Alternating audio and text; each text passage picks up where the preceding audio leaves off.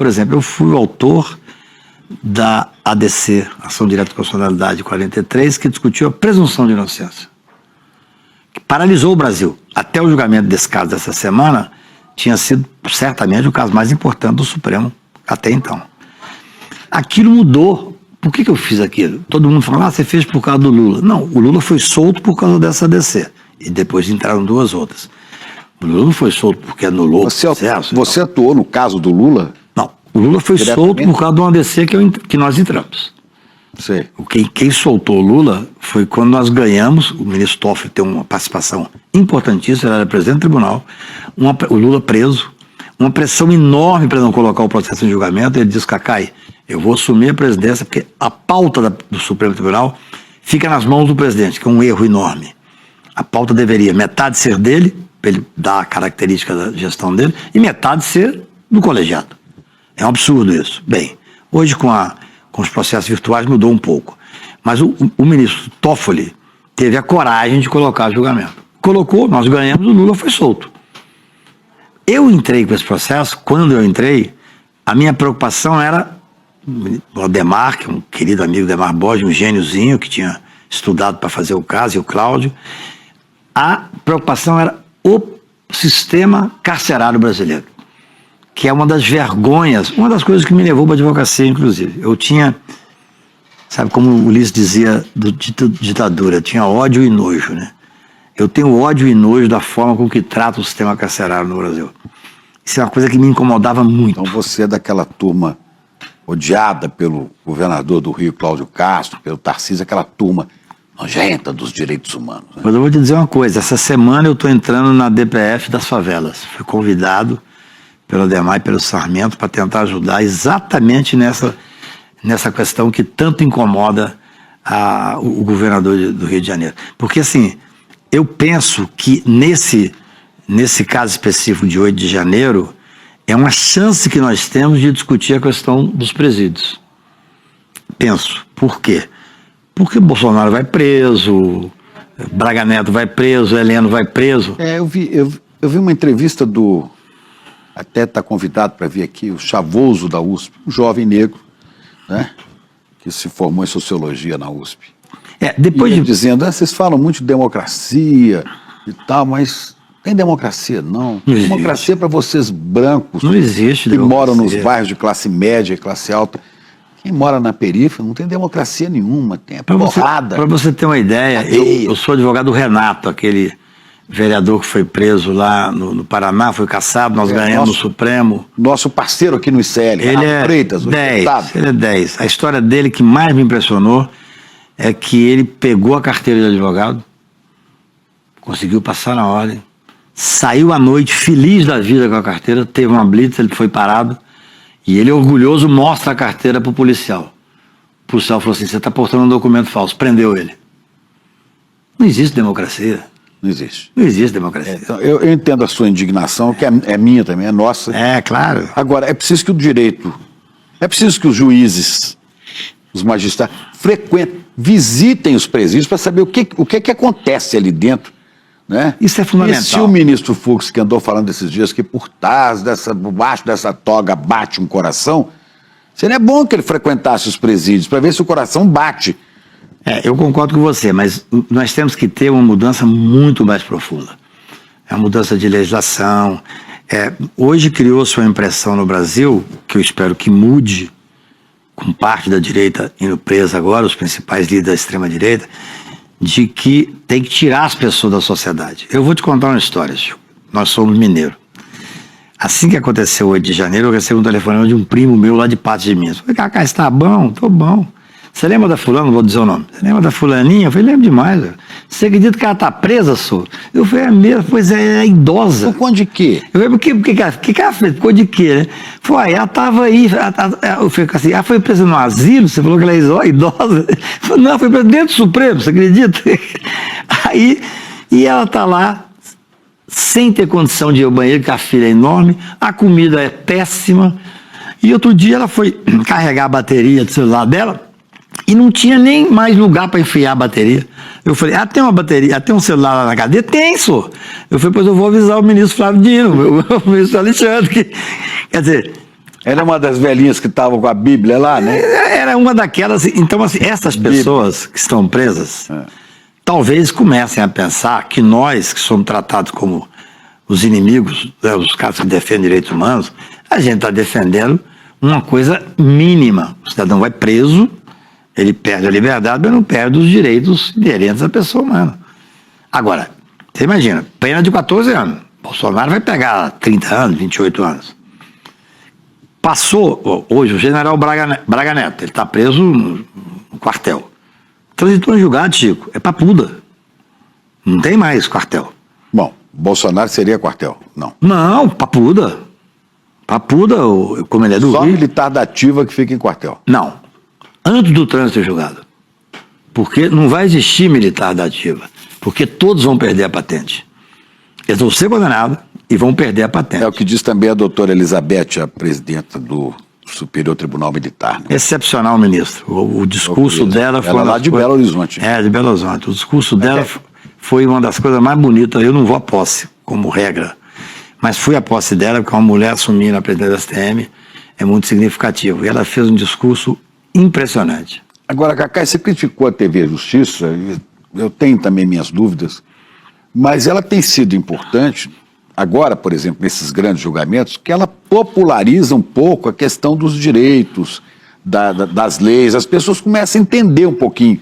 No próprio noticiário que a gente faz, o série do qual você participa, as pessoas começam a entender um pouco o que é. Né? Quando você está, não, aquela senhora está condenada porque usou batom, não, aí alguém vem e explica por quê, que não é isso, isso aí é a ponta do iceberg.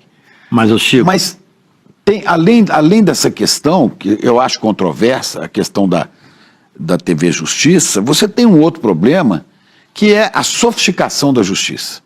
São as togas muito rebuscadas, a linguagem inatingível, né?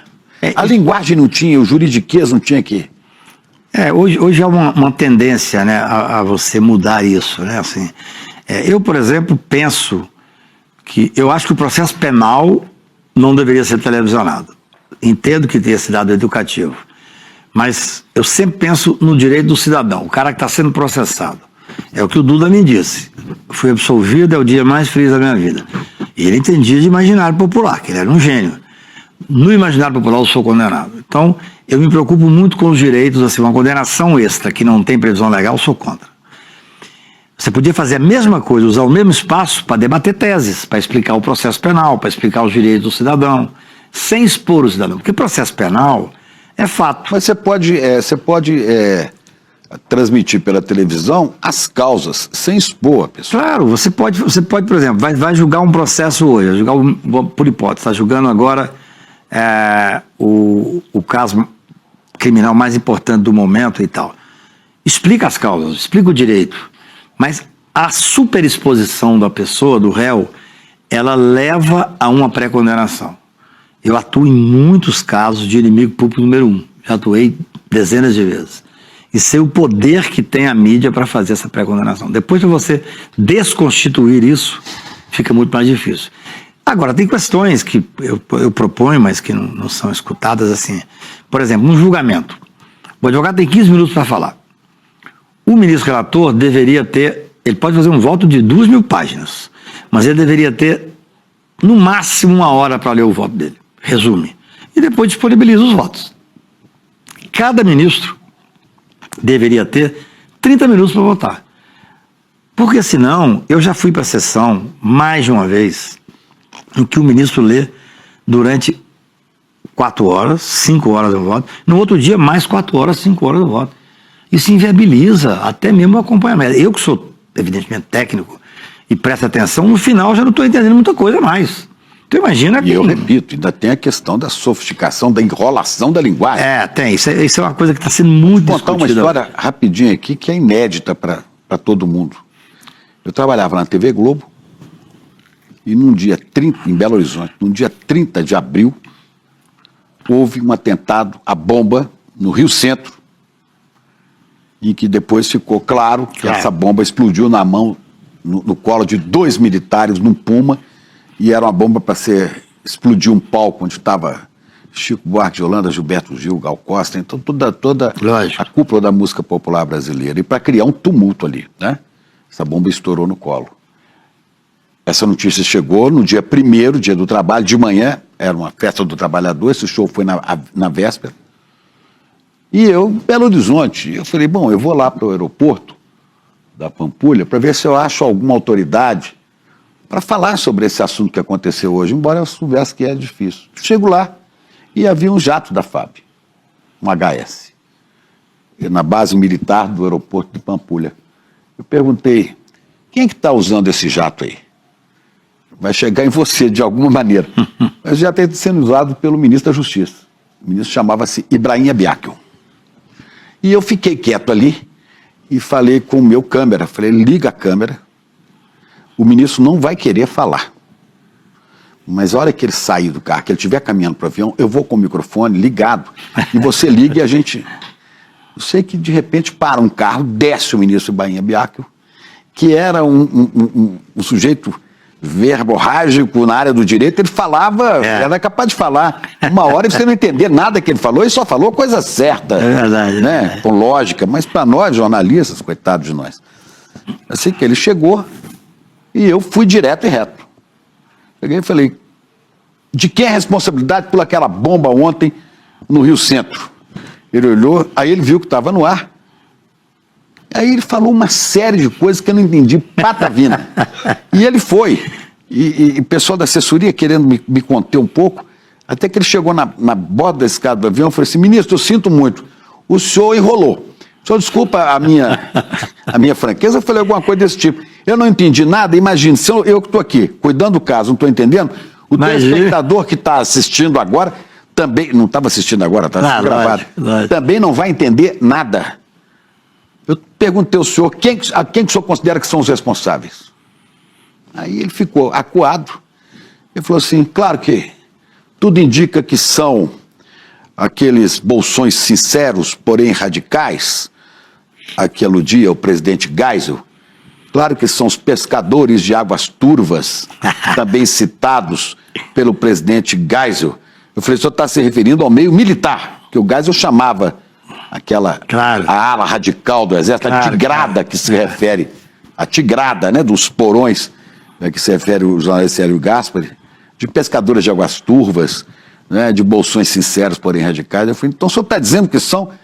Ele falou, aí ele deu um riso safado assim, e eu fiquei satisfeito, que eu tinha feito, tinha obtido uma bomba maior que a do Rio Centro, naquele momento da história do Brasil. Eu fiquei satisfeito. Ele riu e falou assim, você é bom para fazer pergunta. Eu falei, o senhor responde muito bem, já com a câmera desligada. Ele falou assim, é uma pena que não vai ao ar, né? Caraca! Aí eu saí apavorado, e falei, como não vai ao ar? E isso gravado em fita, era uma fita. E cheguei, o carro de reportagem tinha um lugar de encaixar, e agora entra você, porque enquanto ele embarcava num jato da FAB, eu encontrei um outro ministro que estava esperando um voo de carreira, né? e que tinha histórias. Você está muito irritado. Por que você está irritado assim? Porque você tá... Não, foi uma entrevista que eu fiz com o ministro Ibrahim Abiakel, ele disse que não vai ao ar. Aí esse outro ministro, que era o ministro da Indústria e Comércio, o ministro João Camilo Pena, que era uma figura muito simpática, né, virou-se para mim e falou assim, tem que ter muita paciência com o Ibrahim. Ibrahim está atravessando uma fase muito difícil, muito difícil. Olha aqui, você gosta de poesia? Falei, ministro, eu estou falando do atentado do Rio Centro. Não, estou perguntando sobre poesia, a única coisa que importa é a poesia. Olha só. Você já leu T.S. Eliot? Já leu T.S. Eliot? Eu falei, não, ministro, eu quero saber. Aí ela abriu uma sacolinha de plástico, tinha comprado um livro, tira um livro de T.S. Eliot, me dá e fala assim, vai ler T.S. Eliot, que é muito importante isso tudo aí. Muito boa essa história, muito boa. Eu encontrei um colega e falei para ele, um colega que trabalhava no jornal o Globo, jornalista Magno Madureira, até já faleceu. Contei para ele o que aconteceu, consegui até reproduzir para ele ver, né? O resultado, a gente chegou nas redações, já havia uma ordem no Ministério da Justiça que nada daquilo ia ao ar, a pressão do governo da censura era grande. Pensei em me reunir com o Magno e fazer uma denúncia do que estava acontecendo, porque mudaria a história do Brasil. Você podia ter lido uma poesia no ar. Pois é, mas acontece o seguinte, o ministro, Claro. o ministro da Justiça, que tinha o Departamento da Polícia Federal, embora naquele momento era já nos anos 80, né? Não houvesse censura prévia, Essa história é mas ele impressionante. conseguia bloquear, e Claro, bloqueou, né? claro. E bloqueou. E eu me lembro que eu ainda conversei com o meu colega, com o Magno, e falei, Magno, vão denunciar para quem, Chico? Você está louco? Não dá, Nós vamos falar quem? Para a Folha de São Paulo? Ela não vai publicar. Vamos para o Estadão? Não vai publicar. Nós vamos perder o emprego e não vai adiantar nada. Vão desmentir a gente e vão ser presos. É incrível. Quer dizer, isso é a ditadura e isso é a linguagem do direito. Que quando você consegue tirar essa toga da linguagem rebuscada, às vezes o cara fala a verdade, como disse o ministro Ibrahim Abiaca. Pena que não foi ao ar. Muito interessante essa história. Você devia ter O feito. entrevistado é você, não sou eu. Devia ter feito como faziam na ditadura, você publicava coisas que não tinha nada a ver com a história, né? Você podia ter receita de bolo, exatamente. salmos. Você podia ter feito assim, olha, o Jornal Nacional hoje vai Poesia, falar sobre uma Camões. poesia que o ministro Abiaga falou e tal e tal. O direito ele serve para, evidentemente, também para se fechar, né? Esse linguajar mais duro serve para se fechar. Mas para proteger privilégios. Em regra, sim, né? O direito olha, porque é o que eu digo, eu tô louco para voltar a criticar o Supremo, entendeu? Porque eu quero que acabe logo esse julgamento aí do Bolsonaro e tal, para que a gente volte à normalidade de questionar. Como realmente eu tenho para mim a convicção absoluta de que foi o judiciário que manteve a estabilidade democrática, eu acho que ele está com crédito. Está com crédito. Embora tenha essa série de questões que tem que ser levadas. Hoje, esse assunto específico do direito muito hermético, das palavras, da forma de dizer, é muito debatido no judiciário. Também você não pode simplificar demais, você não pode virar um lugar onde você tem algumas questões. Mas tem que ser algo que o cidadão consiga compreender. Mas assim, o problema maior, esse é um dos problemas. O problema maior é que você chega para comprar um livro de direito, o menino está começando a estudar. Você tem manuais que são teratológicos. É bom você explicar o que é teratológico. Isso aí é uma palavra que vocês gostam muito. São coisas que vêm do monstruoso, uma coisa que tem uma certa... fora da regra, né? Assim, você usa alguns manuais que não ensinam absolutamente nada, ensina como é que o cidadão vai fazer uma petição de uma forma rasa. Tem um grande amigo, que é um grande intelectual do direito, que é o Lênio Streck. Lênio Streck. Participa aqui do Streck. O Lênio é um gênio.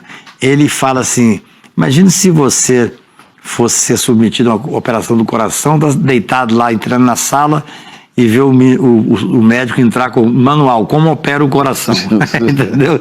Quer dizer, nem tanto ao mar, nem tanto à testa. Tem que ter cuidado para não ser uma linguagem hermética que afasta o cidadão, mas também não pode ser uma coisa simples.